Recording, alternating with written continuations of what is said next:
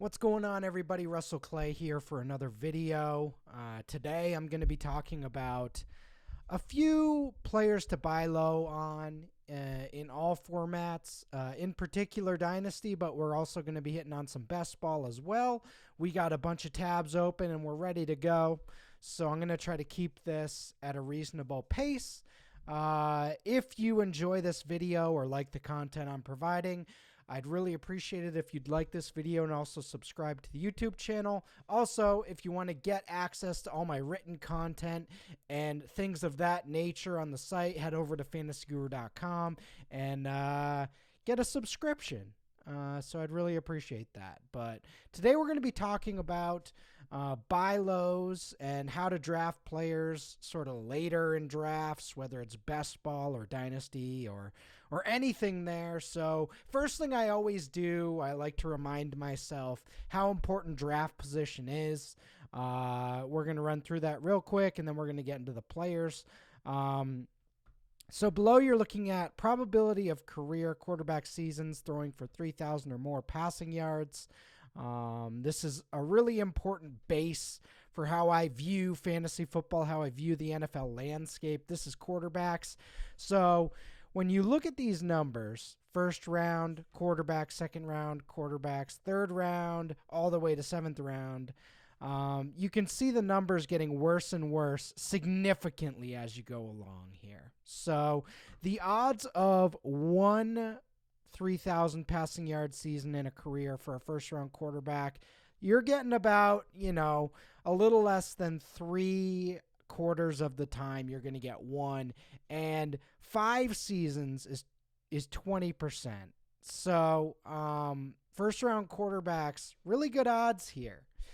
Second round quarterbacks, you can definitely find some values. The Drew Breeses of the world, the Andy Daltons, Derek Carrs of the world definitely stick around. Maybe not that same upside as the Peyton Mannings, Patrick Mahomes, Josh Allen's, et cetera, but you're getting some decent ones. And then you see the huge drop off.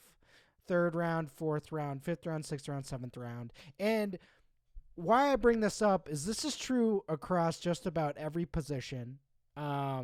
So, we're looking at a 1 in 10 shot, basically 1 in 9 shot of a third round quarterback having one season with 3,000 passing yards. So that's not even necessarily a good fantasy season. That's just one fantasy relevant season. And as you kind of get lower and lower, the odds of finding, a perennial starter, a multi-year starter are just almost nothing.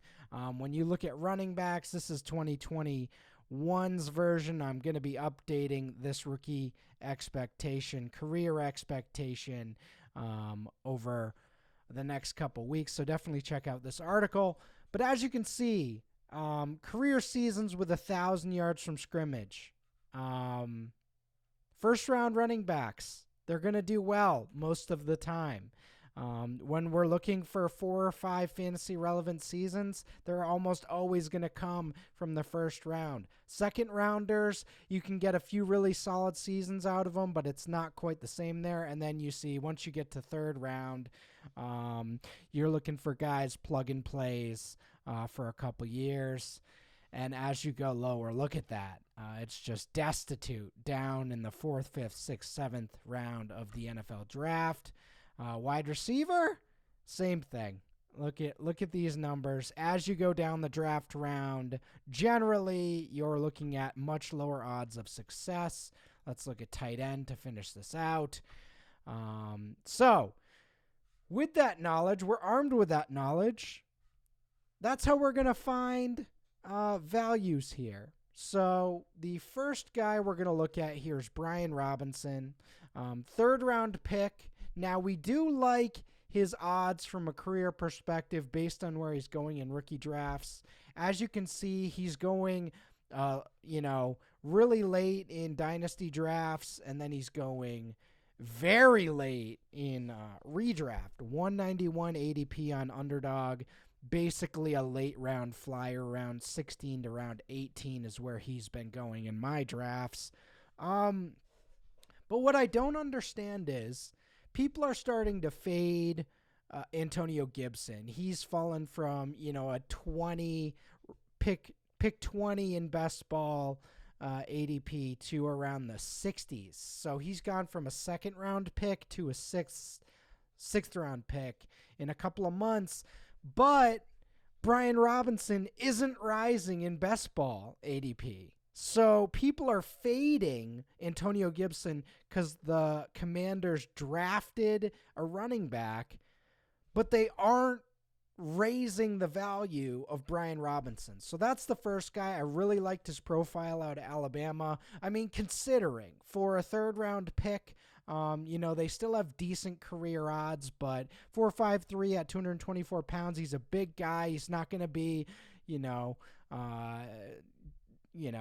McKissick or anything like that, but he's going to be a great between the tackles runner and a guy I think we should be drafting at this value. He's going in third round of rookie drafts. Love the value here, and as a player to watch. Trevor Lawrence, as I've mentioned, pretty much every time I talk about values, I'm going to be drafting him no matter what. He's the best quarterback prospect I've ever seen. He doesn't have a great supporting cast yet, but I'm still buying the talent, and I'm going to be buying the talent until he's out of the NFL. I was buying him here, and I'm going to be buying him there. He's dropping in ADP here. He was going in the 120s a few months ago. Now he's going in the 140s, and I've even seen him fall to the 160s in best ball. So, I don't think you have to reach for him this year. But if you can find him in that range in best ball and then in Superflex Dynasty Leagues, I think he has a real chance to surprise. People don't like the Christian Kirk, Zay Jones, Laviska Shenault, Marvin Jones combination, but that is a much healthier wide receiver depth chart than he had last year. If he can get to 20 touchdown passes and 4,000 passing yards and maybe tick down those interceptions a little bit, I will be happy with his year 2 production, and that is a guy I'm always going to be buying. Another guy here, Rondale Moore, you'd think with Christian Kirk leaving in free agency, his ADP would go up. But his dynasty, he's been one of the biggest dynasty droppers among guys who were once pretty high over the last, year or so. Still a guy that's highly, highly athletic. Look at this athletic profile. Pretty incredible here. And second round pick. Again, we like those career odds for second round picks. And Christian Kirk is gone. So we have Marquise Brown there. We have DeAndre Hopkins when he gets off suspension, but Moore is a slot guy. He's not really competing with those guys for targets. So this is someone I think is a pretty easy buy at his current price. And then we look at, this best ball price that's dropping. If you're buying Kyler Murray, this is a great stacking spot here. I don't really know why he's continuing to fall other than people hate the A-dot. He did catch 54 of 64 targets. I know it wasn't pretty. I know he only had 1 touchdown, but, that's a pretty sizable role for a rookie in year 1. 72 touches overall, 500 yards from scrimmage. So I do believe he can build on that. Maybe it's not the high ceiling many want, but I do think he can build on that with his profile. Speaking of athletic profiles, Noah Fant, look at this. 4.5 40-yard dash at 249 pounds. First round pick. As I said at the beginning, when you look at those career odds, those first round picks are where you want to be. Immense athletic profile. Great prospect out of Iowa. First round pick. Pretty easy depth chart to scale there in Seattle. I understand the quarterback situation is going to be bad, but I am buying him. And when you look at that underdog ADP, he's dropped significantly. He was going in the 130s a few months ago. Now he's going in the 170s. This is definitely a guy I am buying in all formats. As you can see, look at that drop since he went to Seattle. So I get it. I understand why he's falling, but this is someone I would be buying. In terms of stats, he's been pretty good. Look, like it's not like he's been a whitewash, terrible player in the NFL. He's been productive. It's just he hasn't given that upside that many of those fantasy folks wanted. So there's where the disconnect from real and fantasy football is. I still think Noah Fant's a great player, so someone I'm buying, especially in best ball. Parris Campbell, this one I'm a little less confident in the other ones. But as you can see, a guy that was once highly valued has had brutal injuries throughout his career. Look at this, 40-yard dash time, second-round pick. Was a fascinating prospect at Ohio State. Definitely not everyone's cup of tea here, but a player that still has upside with Matt Ryan will be by far the best quarterback he's ever played with. And, there's Alec Pierce and Michael Pittman there now. But with where Parris Campbell is being drafted, around 15 plus of startup drafts, and also, those final 3 rounds of best ball drafts in season long, I think there's only but up. There's certainly a chance he could just get hurt again, and that would be sad to see, and maybe his career just goes that way where he's just always hurt. But I still believe there's a talented skill set there, someone I am buying well above the guys he's getting drafted around right now. He's been, nice chemistry with Matt Ryan so far this offseason. I think this is worth a buy at this price.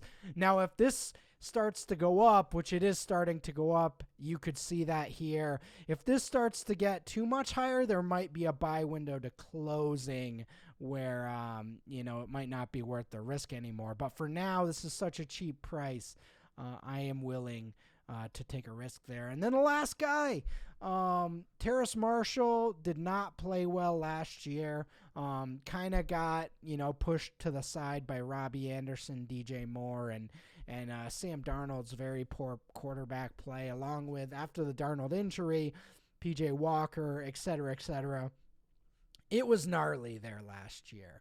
But when you kind of look at Terrace Marshall's profile, he's 21 years old last year, second-round pick, was on that highly prolific LSU team.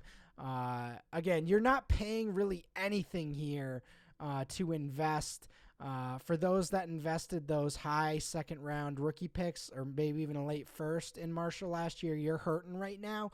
But I would argue this would be the time to buy if there was one. Maybe he ends up being a complete dud, but he's definitely got a scalable depth chart beyond DJ Moore, and he's a guy that I think we can look at here. Again, he has the athletic profile. He has the college profile. He was behind Jamar Chase and Justin Jefferson. He has the size, and, if he shows signs this year of improvement and he gets more snaps, maybe he gets a new quarterback next year, and that's where you'll actually see the price increase. So this is kind of a 2023 buying opportunity in 2022. You may not get much out of him this year, but someone I'm looking to buy, and I think you can take stabs at him here at that 213 ADP. So, all right, guys, that is the players to buy for me in 2022 in June 13th. These are the guys I'm looking at. So thanks for tuning in, and I will see you next time.